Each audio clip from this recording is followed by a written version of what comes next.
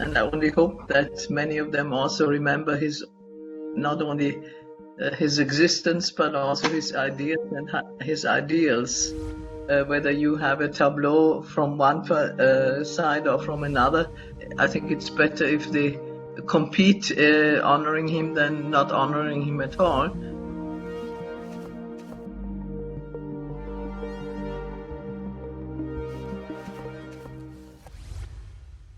A very eventful day in the history of India with the recognition of Netaji's birthday as Parakram Divas. How do you feel about it? It certainly is nice that my father is remembered by so many of his countrymen and countrywomen after such a long time that he was around, and I feel very moved by the fact that especially also many of the simple people sort of remember him and commemorate his birth anniversary. And I only hope that many of them also remember his not only his existence but also his ideas and his ideals, and maybe live by some of them. Which are these ideals that you're talking about? Maybe three aspects strike me as the most important in that respect, also in the sense that they are still an issue. Number one is the question of communal harmony or disharmony. I'm quite distressed whenever I hear of communal conflicts in India, and unfortunately, these conflicts have gone to a very far degree, ending in the death of a number of people, and this is very upsetting to me. And I have a feeling that there would be some scope for the leadership of all parties and all creeds to try to work towards harmony. And I think it's not always done. On the contrary, there are some who I think exploit the differences and conflicts between religious groups, and this is very upsetting to me. Number two, which is upsetting to me, which you may agree with me on as being a woman yourself, is the fact that India has a very bad reputation as a country of great, or rather the greatest violence in the world against women. And I think Netaji was a champion of gender equality, particularly if you keep in mind when he lived. I think in that respect he was far more modern than many people are today, not only in India but also in other parts of the world. And I think particularly the fact that a lot of violence takes place, which I would not attribute to the leadership so much alone, but to the fact that there is a great potential of violence within large parts of the population. And I think this is an aspect where each and everyone could, if they wanted to, work on. And tied in very closely with that, of course, is the question of empowerment and emancipation of disadvantaged people, both with regard to lower caste groups as well as to the unskilled labor and people with low education. So do you feel Netaji's ideals are not being followed to their full potential in India? Oh, sure, not in India, but in India there could be a scope, because if you consider that the country has at least two major religions which tend to be, from their whole structure, tend to be tolerant and peaceful, that is Hinduism and Buddhism, more so than maybe some of the others. You would expect that this country sort of is at the forefront of peaceful coexistence, and unfortunately that is not always the case, and we cannot attribute that only to the partition of the subcontinent in 1947, but if we remember how the partition proceeded, how many people got killed in the process, how many became murderers in the process. It was quite upsetting. And I mean, Mahatma Gandhi was still alive at the time. He was very upset about it. He tried to do something about it, which he was only able to achieve to a limited extent uh, in the vicinity of where he was at the time. Netaji was not alive, but it would have been exceedingly upsetting to him to observe that. And of course, we can only speculate if he had been able to either, uh, together with Mahatma Gandhi, prevent the partition or at least prevent the accompanying atrocities. And this continues today. Over the decades, there have always been instances where communal violence has occurred. And what is most upsetting to me is that part of the leadership sort of played on that, and instead of trying to reduce it, tried to exploit it. The government has made Netaji's birthday as Parakram Divas. You do say that it makes you feel good, but do you feel that this is more motivated in some level, by political gains, or do you think it has come genuinely, for remembering a big hero? I think it's quite unnecessary that celebrating the birth anniversary of a person who has been dead for a long time to have an argument about what you call the celebrations, or whether you have a tableau from one side or from another. I think it would make a lot more sense to cooperate in honoring him. So I think this is in a way rather petty, but if people and groups cannot agree on cooperating on such an effort, I think it's better if they compete honoring him than not honoring him at all. And so at that time, I thought I would be going to India this year, but in a Bad luck. different way, Yeah. it's no better really. So, Hmm.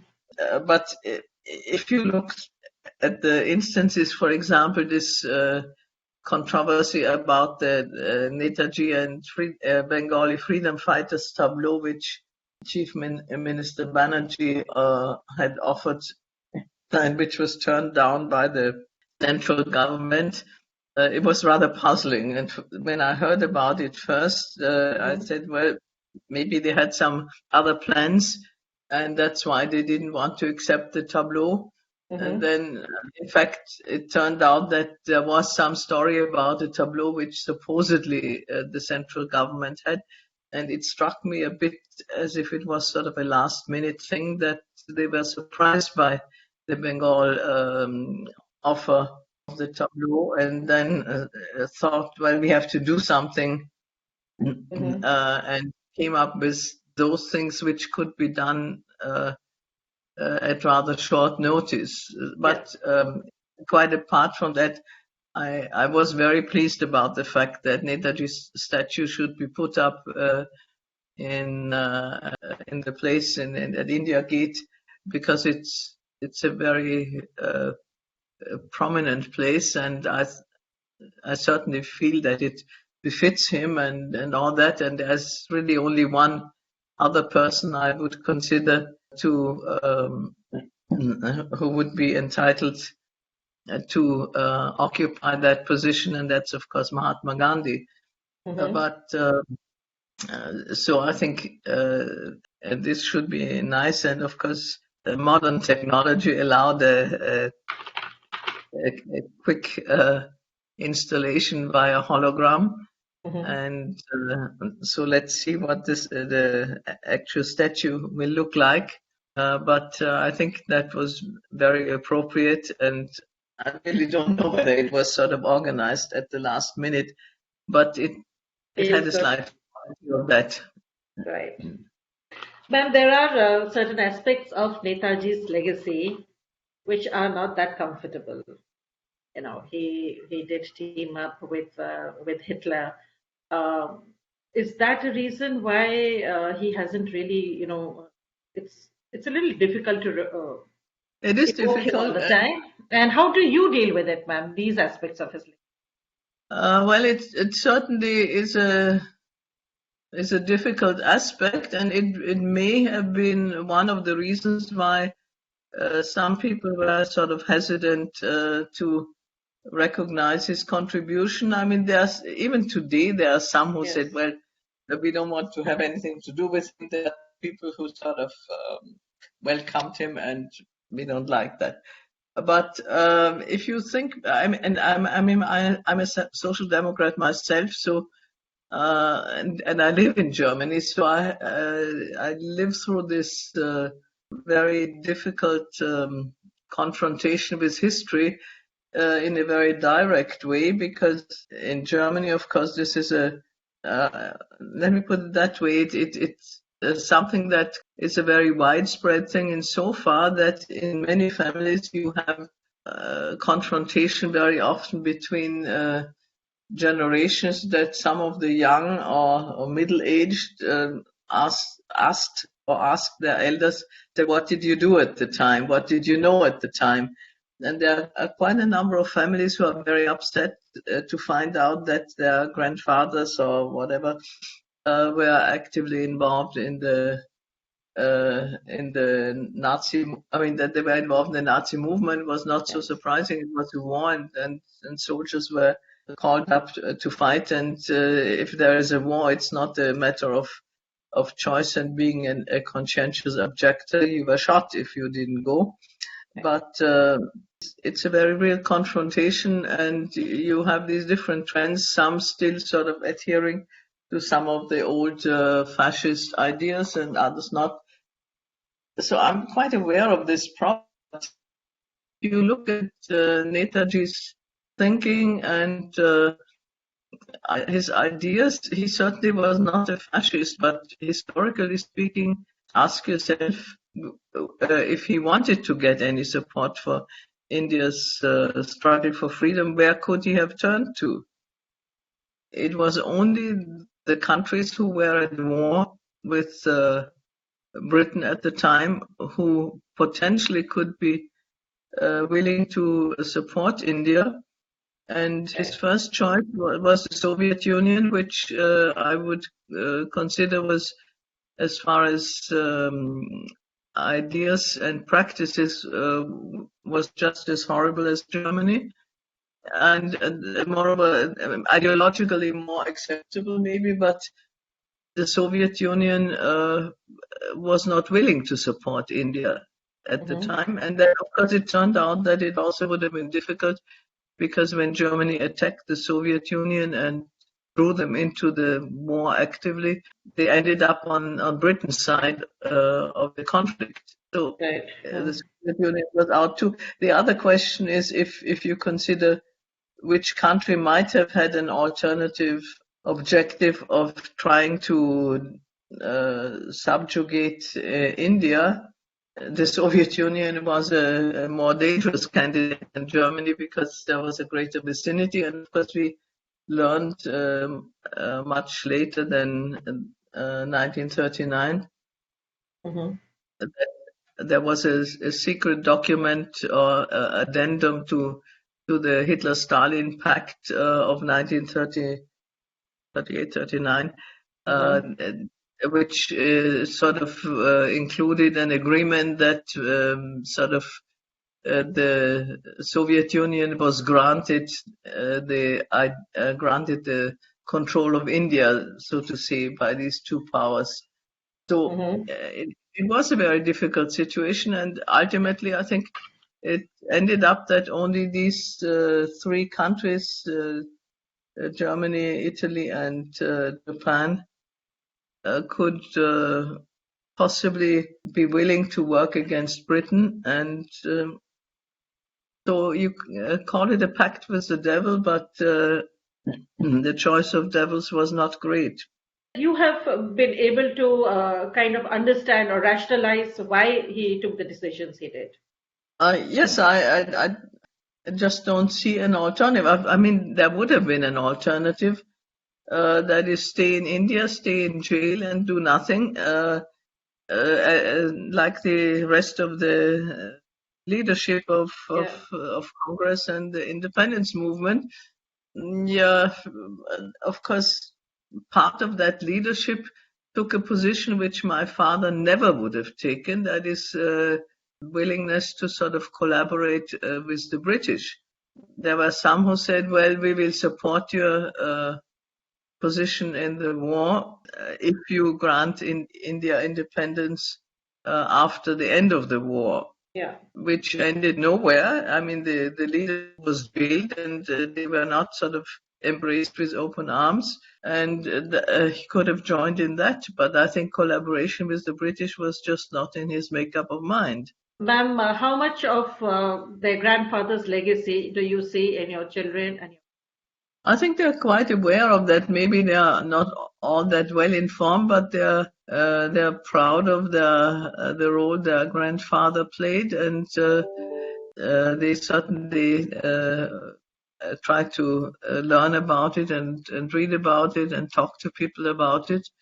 So this is very much part of their legacy of which they are proud.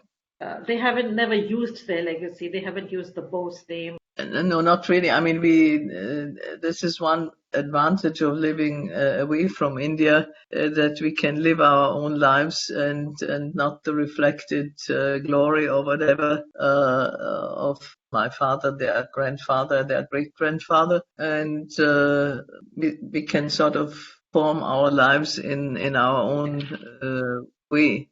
Ma'am, in a previous interview with me, you had once said that you would like the ashes in the Japanese temple to get a DNA, there to be a DNA analysis of those ashes.